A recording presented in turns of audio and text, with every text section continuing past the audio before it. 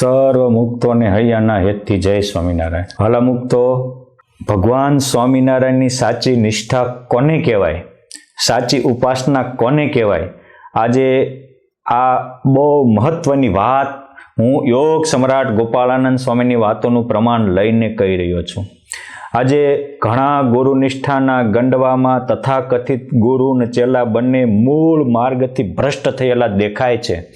ત્યારે જેને પરમાત્માને પામવું છે, છેલ્લો જન્મ કરવો છે, એના માટે હું થોડુંક દુઃખ વેઠીને પણ તમને કહી રહ્યો છું. આ હું કહીશ એ મારા ઘરની વાત નથી. યોગ સમ્રાટ ગોપાળાનંદ સ્વામીએ જે ઉપાસનાની વાતો કરી છે એવી બીજા કોઈથી થઈ શકે નહીં. એ ગોપાળાનંદ સ્વામી હતા કે જે બોલે ને બ્રહ્માંડો ડોલતા હતા, જે સંકલ્પ કરે તો કાળા ઉનાળે વરસાદ વરસતા હતા. જે ગોપાળાનંદ સ્વામીને પેટલાદમાં પંડિતો કહે કે શ્રી કૃષ્ણ ભગવાનને તો માં જશોદાને બ્રહ્માંડ દેખાડ્યું હતું, ત્યારે સ્વામી કે એમાં શું, તો કે તમે સ્વામિનારાયણ ભગવાનને બ્રહ્માંડ દેખાડ્યું હોય તો દેખાડો. સ્વામી કે સ્વામિનારાયણ ભગવાને તો લોજમાં પોદળા નીચે અનેક માતાઓને બ્રહ્માંડોના દર્શન કરાવ્યા હતા, પણ પુરુષોત્તમ નારાયણની ઉપાસનાથી, એના ઉપાસનાને નિષ્ઠાના પ્રતાપથી મારી સામું જો. અને પછી જોયું જ્યાં સ્વામીનું પંડ દીઠ્યા રોમ રોમ એમાં બ્રહ્માંડ અહો અહો કરી લાગ્યા પાય, ધન્ય ધન્ય તમે મુનિ રાય. આ ગોપાળાનંદ સ્વામી કે જેને બ્રહ્માંડો દેખાડી શકતા હોય, એ ગોપાળાનંદ સ્વામી વડોદરામાં જન્માષ્ટમીનો સમયો આવે અને ભક્તો કે ઝૂલાવો, અને એ ઝૂલે ત્યાં પુરુષોત્તમ નારાયણ પ્રત્યક્ષ આવીને ઝૂલવા લાગે. એ ગોપાળાનંદ સ્વામી શરદ પૂનમનો ઉત્સવ હોય અને બોલે કે ગાવો વંદુ સહજાનંદ રસરૂપ, અને ગાય ત્યાં પ્રત્યક્ષ પુરુષોત્તમ નારાયણ ભાઈઓ અને બહેનોની બહેનની સભામાં હાજર થાય. આ એ ગોપાળાનંદ સ્વામી કે સંકલ્પ કરે તો રાજકોટમાં બોરડના કાંટા ખરી જાય. એ ગોપાળાનંદ સ્વામી કે જ્યારે જ્યારે જમે જ્યાં ખુશાલ, ત્યારે ત્યારે જમે સંગે લાલ, જમે જન હાથે નાથ નિત્ય, એ તો ખુશાલ ભક્તની પ્રીતે. આ જેને હાથે રોજ ભગવાન જમવા આવતા હતા, જ્યાં જમવા જાય ત્યાં આવતા હતા, એ ગોપાળાનંદ સ્વામી બોલી રહ્યા છે. આજે તથાકથિત ગુરુઓ છે એમાં ગોપાળાનંદ સ્વામી જેવો એક પણ ઐશ્વર્ય પ્રતાપ હોય, ગોપાળાનંદ સ્વામી જેવી એક પણ ઐશ્વર્ય ન હોય તો સમજણ તો હોવી જોઈએ ને. કેમ જે આ સમજણમાંથી, સાચી સમજણમાંથી આ સામર્થ્ય પ્રગટે છે. જેવી સમજણ હોય એવી એમાં શક્તિ, સામર્થ્ય, સ્થિતિ પ્રાપ્ત થાય છે. આ સાંભળો ગોપાળાનંદ સ્વામીની ઉપાસનાની સમજણ. ગોપાળાનંદ સ્વામીએ કહ્યું કે દઢ ઉપાસનાનું સ્વરૂપ શું છે? ત્યારે એ પ્રશ્નનો ઉત્તર સ્વામીએ જ પ્રશ્ન ઉઠાવ્યો છે ને પછી ઉત્તર કરે છે કે પ્રથમ તો સ્થાનકને ઓળખે. આપણને એમ થાય કયું સ્થાનક?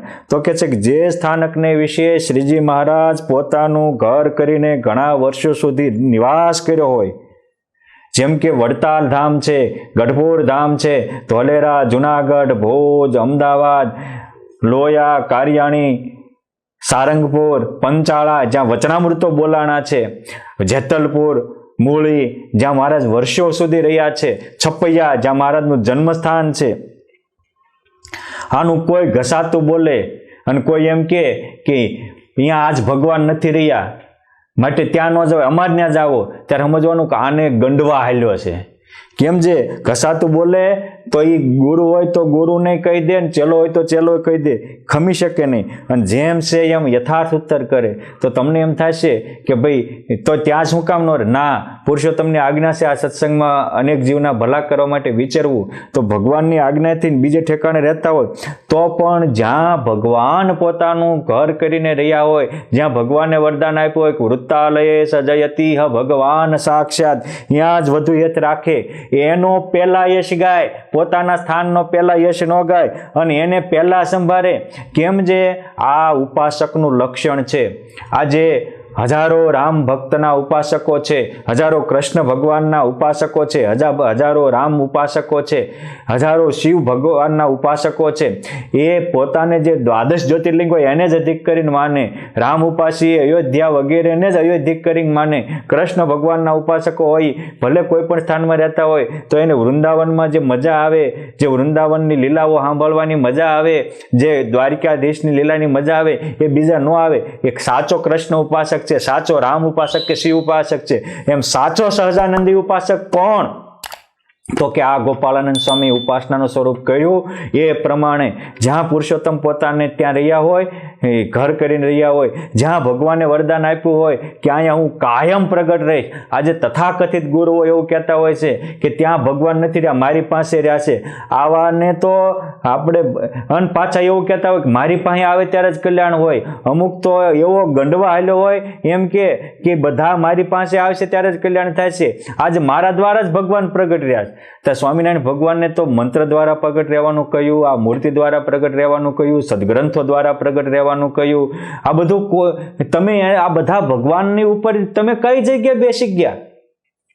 માટે આવા જે લોકોને પટ્ટીયું બંધાવનારા ગુરુ હોય, પોતાના વાડાનો વ્યક્તિ બીજે ન જાય એટલા માટે આ લોકો એવી બધી યુક્તિ પ્રયુક્તિ રખતા હોય છે. માટે સાવધાન. આ ગોપાળાનંદ સ્વામીએ કીધું એમ જો કરશો તો જ મારું ને તમારી ઉપાસના પક્વ થશે. બાકી તો સ્વામીએ લખ્યું છે, નિષ્કુળાનંદ સ્વામીએ, કે આ જે મોટા સંતો ગોપાળાનંદ સ્વામી ગુણાતીતા, અરે મેં કેટલાય ભગવાન હારે વાતો કરનારા સંતોને સેવેલા છે. એ મોડદા બેઠા કરે એવા ભુજના વાત્સલ્ય મૂર્તિ ઘનશ્યામજીવન સ્વામી હતા, જેને અનેક વાર પુરુષોત્તમ નારાયણે દર્શન અનુભવ આપ્યા છે. એ ભાલના ભગવાન કહેવાય એવા માયતીતાનંદ સ્વામી, એ બોલે બ્રહ્માંડો ડોલાવે એવા ગોપાળાનંદ સ્વામી જેવા, જેની સમર્થ પેઢીમાં પાકેલા જન્મેલા આવેલા વિરસદવાળા જ્ઞાનજીવન સ્વામી, એ રાજકોટ ગુરુકુળના જોગી સ્વામી, પ્રેમ મૂર્તિ પ્રેમ પ્રકાશ સ્વામી, એ વડતાલ ધામના અથાણાવાળા સ્વામી હોય, જ્ઞાનબાગનો જીર્ણોદ્ધાર કરનારા શ્રી કાનજી ભગત પાર્ષદવર્ય, ધોલેરા ધામના ધર્મ સ્વરૂપ સ્વામી, આ કેટલાય સંતોને મેં જોયા છે, અનુભવ્યા છે. ભગવાન એની વાતો કરતા હોય એવી પણ ફિલિંગ થયેલી છે. આ બધા જ પામેલા સંતો જેને વરદાન આપ્યા હોય તો પુરુષોત્તમ નારાયણ એના સેવકોને તેડવા આવે, એવા બધા જ ભક્તો સંતોએ હંમેશા આ ગોપાળાનંદ સ્વામીએ કહ્યું એમ જ્યાં ભગવાન રહ્યા હોય ત્યાં જ પોતાને અધિક કરીને રહ્યા છે. આજે તો ઘણા કહેતા હોય છે કે એવા ગુરુ મળે પછી ગુરુના ચરણોમાં 68 તીરથ, એટલે એ પુરુષોત્તમ નારાયણ હતા અને એની વાત હતી, અને એ પુરુષોત્તમ નારાયણ હતા તો પણ એને દ્વારકાદિક તીર્થયાત્રા કરવાનું કહ્યું છે. માર્ગે આવતા દેવાલયમાં વંદન કરવાનું, શિવાદિક દેવાલયને વંદન કરવાનું કહ્યું છે. સર્વ પ્રત્યે સદભાવ રાખવાનું કહ્યું છે.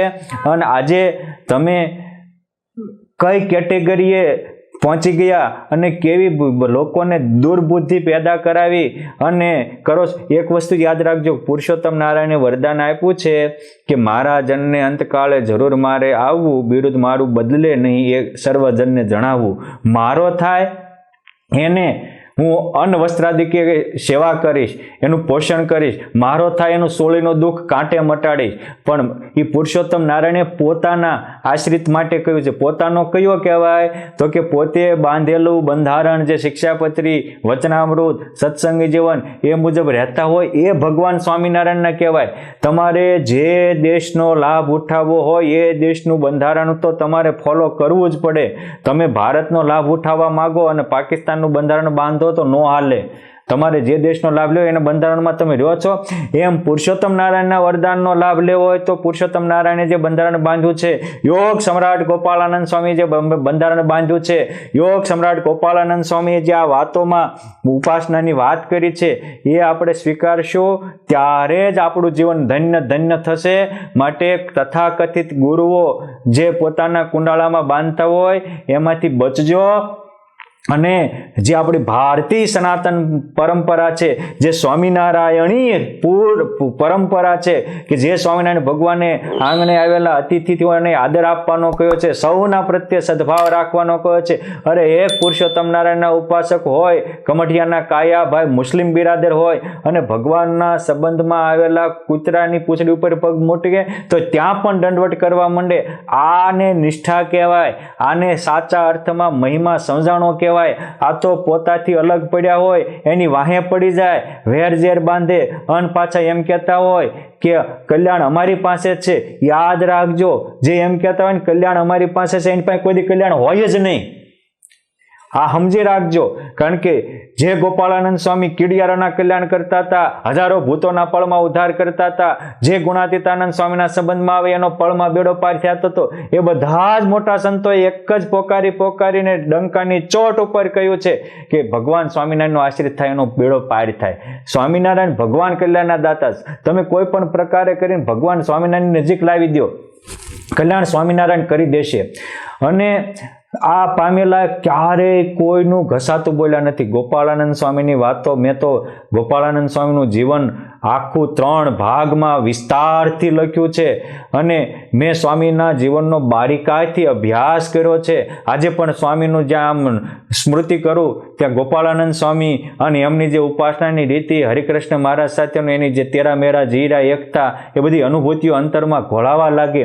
એ ગોપાળાનંદ સ્વામી ક્યારેય એવું નથી બોલ્યા કે હવે મારી પાસે જ ભગવાન રહ્યા, બીજા પાસે નથી, હું કહું તો જ કલ્યાણ થાય, બીજા પાસે ન થાય. અરે મારા બાપ, એ તો ગોપાળાનંદ સ્વામી તો એના મંડળમાંથી અલગ પડેલા જુગલદાસ વગેરે જોધપુર રહેતા હતા અને ત્યાંથી સંઘ આવ્યો 150નો, એને એમ કે બાપ એ જુગલદાસને સેવજો, કેમ જે તમને સત્સંગ કરાવ્યો, તમને સ્વામિનારાયણ ભગવાનને એકવાર વડતાલ કરવા દર્શને મોકલ્યા, માટે એ સાધુથી તમારું કલ્યાણ સ્વામિનારાયણ કરી દેશે. આ હતા ગોપાળાનંદ સ્વામી.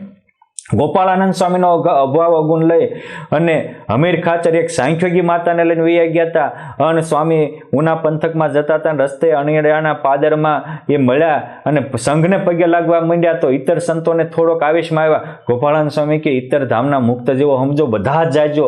આવી રીતે ભગવાનના સંબંધમાં આવેલા કોઈ પણ હોય, આવી રીતે છૂટા પડ્યા હોય, એની પ્રત્યે સદભાવ રાખે, એ ગોપાળાનંદ સ્વામી આ ઉપાસનાનું યથાર્થ વાત કરી શકે અને ઉપાસનાના માર્ગે હવને રાખી શકે.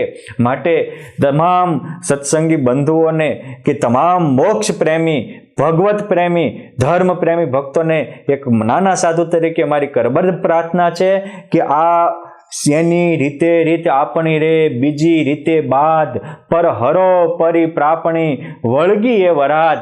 અને આ મોટી વરાદ વળગી હોય એમ માની એને છોડી દેજો અને જે આ ગોપાળાનંદ સ્વામીએ કહ્યું છે એની રીતે રહેશું તો જ આપણું કલ્યાણ થશે.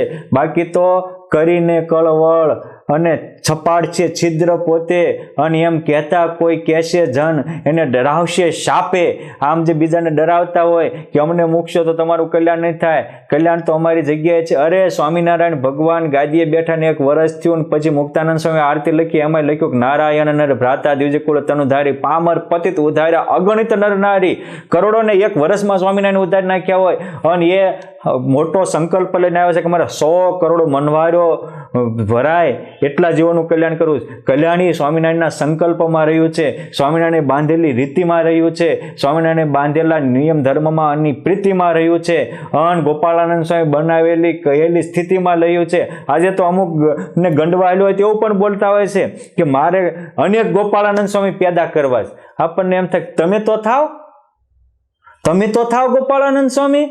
ગોપાળાનંદ સ્વામી રૂવાડે બ્રહ્માંડ દેખાડે, તમે એકને જ દેખાડો. ગોપાળાનંદ સ્વામી 36 વાર કાળા ઉનાળે વરસાદ વરસાવ્યો, તમે દુકાળ પડે ત્યારે 1 વાર તો વરસાવો.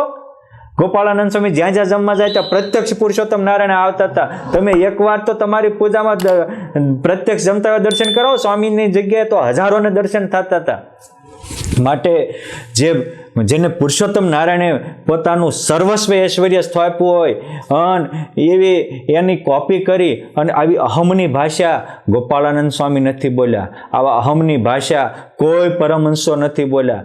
માટે મારે તો કરબદ્ધ પ્રાર્થના છે કે આવી જે અહમની ભાષા બોલતા હોય અને કહેતા હોય કે બધા જ મારી પાસે આવશે ત્યારે કલ્યાણ થાય છે, બાપ એનાથી બચજો. કલ્યાણ સ્વામિનારાયણ ભગવાને બાંધેલા બંધારણમાં છે, સ્વામિનારાયણ ભગવાને થાપેલી રીતિમાં છે, ગોપાળાનંદ સ્વામી બનાવેલી કહેલી ઉપાસનાની પ્રીતિમાં છે અને આ સનાતન સત્ય વાત છે, સનાતન સત્ય સિદ્ધાંત છે. અને આ દરેક ઉપાસકોમાં, રામ ભક્તના ઉપાસકોમાં પણ જોવા મળશે, કૃષ્ણ ભક્તના ઉપાસકમાં પણ જોવા મળશે. માટે આપણે સાચા સહજાનંદીય સિંહ હોઈએ, સાચા ભગવાન સ્વામિનારાયણના ઉપાસક હોઈએ તો આ યોગ સમ્રાટ ગોપાળાનંદ સ્વામીએ જે ઉપાસના કોને કહેવાય, ઉપાસના દઢ ક્યારે થાય, આ કહ્યું છે એ પ્રમાણે રહેશું તો મારું ને તમારું કલ્યાણ કરવાની જવાબદારી એ સ્વામિનારાયણ ભગવાન અને એના પરમહંસો લેશે. માટે પુરુષોત્તમ નારાયણના વરદાનનો લાભ લેવો હોય અને આપણા જીવનને ધન્ય ધન્ય બનાવવું હોય તો પુરુષોત્તમ નારાયણના વરદાનનો લાભ, પુરુષોત્તમે બાંધેલી મર્યાદામાં, પુરુષોત્તમે રચેલા જે ગોપાળાનંદ સ્વામી એ બાંધેલું બંધારણ ને રચેલા ગ્રંથો શિક્ષાપત્રી, વચનામૃત, ભક્ત ચિંતામણી, હરલામૃત, હરિચરણામૃત સાગર, આમાં જે કહ્યું છે એમાં છે. માટે આજે મનઘડિત કોઈ ઉપજાવી કાઢતા હોય એનાથી બચજો. અને એ એમ કહેતા હોય કે આ પ્રત્યક્ષ ભગવાનની અમે સ્થાપેલી મૂર્તિ છે એ પ્રત્યક્ષ ભગવાનનું સ્વરૂપ છે, તો તમે સ્થાપતા હોય ત્યાં પ્રત્યક્ષ ભગવાન હોય તો સ્વામિનારાયણ ભગવાનને સ્થાપ્યું એ પ્રત્યક્ષ ભગવાન નહીં. પોઈન્ટ 2 કે આ સંપ્રદાયમાં 10,000 ઉપરાંત મંદિરો છે તો બધી જ જગ્યાએ મૂર્તિઓ જ છે, તો તમારા આશ્રિતને અમારે જ ના જ આવજો એમ કેમ બાંધી દો છો? જો તમને પ્રત્યક્ષ ભગવાન હોય તો તમારા મંદિરમાં, એટલા મંદિરના કુબામાં જ પ્રત્યક્ષ ભગવાન દેખાય છે. શું બધે જ જગ્યાએ પુરુષોત્તમ નારાયણે પોતાના મંદિરો થાપ્યા છે અને ભક્તના મનોરથો પૂરા કરે છે, ત્યાં નથી દેખાતા? અને તમે કહેતો કલ્યાણ અહીંયા જ છે. આ નિંગાળાના અમારી સાથે રહેતા પૂજ્ય દિવ્યજીવન સ્વામી, એમના પિતાશ્રી, એમના હગ્ગા કાકા કરશનભાઈ, વેલજીભાઈ મોરડિયા, એમના દીકરા ઘનશ્યામભાઈ, આ ગત 23 તારીખે જ તે 8 વાગ્યે પુરુષોત્તમ નારાયણ એરોપ્લેન લઈને મને તેડવા આવ્યા. આ પ્લેન લાવ્યા, હું જાઉં છું, આમ કહીને ધામમાં આ સંપ્રદાયમાં આ એક એક્ઝામ્પલ નહીં, અનેક બને છે. આ મૂળ સંપ્રદાયમાં રહેનારાને પુરુષોત્તમ નારાયણ આજે પણ તેડવા આવે છે, એની અનુભૂતિઓ બધાને હાજરમાં થાય છે. માટે જે મહારાજે મૂળ રીતિ બાંધી છે એમાં પ્રીતિ કરજો, તમારો બેડો પાર થઈ જશે. ભગવાન સૌને સદબુદ્ધિ આપે. અને કોઈ અનુભવી શાયરની આ શાયરી છે કે કોઈને નાત ખટકે છે, કોઈને જાત ખટકે છે, પરંતુ અમને તો એમાં રહેલી સંકુચિતતાના ઉત્પાત ખટકે છે. અમુક સંકુચિત વૃત્તિના માણસો આવા ઉત્પાત કરતા હોય છે. નથી એ ધર્મના ટીલાઓ આ વિરાટોના લલાટોમાં અલ્પતાની ભાત ખટકે છે. માટે આવી જે અલ્પતા મતીથી અનેકને ભ્રમિત કરતા હોય એનાથી હંમેશા સાવધાન રહેજો. અને જેમ કરવાથી પુરુષોત્તમ નારાયણ અને એના મુક્તો આપણી ઉપર પ્રસન્ન થાય એવું જીવન જીવજો તો જ ભગવાન કલ્યાણ કરશે.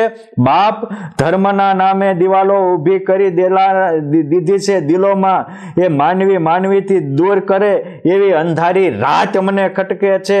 કોઈને નાત ખટકે છે, કોઈને જાત ખટકે છે, પણ અમને તો સંકુચિત માનવના કરેલા ઉત્પાત ખટકે છે. માટે મોટા પુરુષે જે આપણા ધર્મના ચિહ્નો આપ્યા છે, 2 કંઠીઓ, તિલક ચાંદલાઓ વગેરે, એ દરેક ધર્મના અનુયાયીઓના એ ટીલા બરોબર છે. પણ આ મોટા તથાકથિત ગુરુઓ એના હૃદયમાં રહી જે આવી અલ્પતાઓ, સંકુચિતતાઓ, પોતાના વાળાના વ્યક્તિઓ બીજે ન જાય એની માટે કરેલી દિવાલો એ પુરુષોત્તમ નારાયણના દિલમાં ખટકે છે.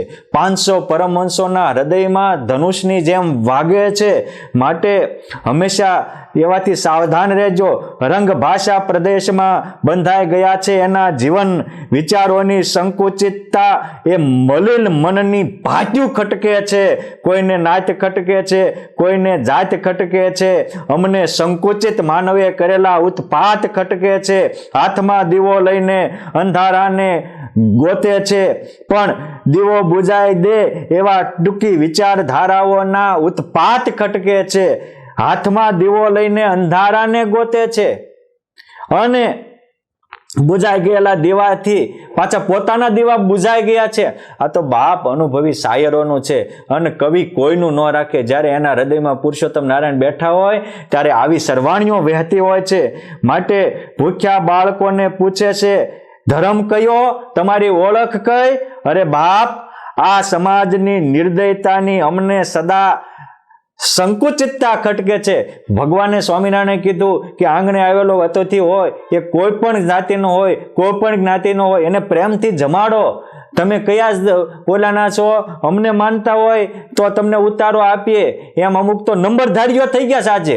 એ નંબરધારી આપો ને નંબર આપો તો તમને વ્યવસ્થા મળે. આ ભારતીય સંસ્કૃતિ છે. અતિથિ દેવો ભવ. બાપ આંગણે આવેલા અતિથિને આવકારે, એના આંગણે પુરુષોત્તમ નારાયણ પધારે.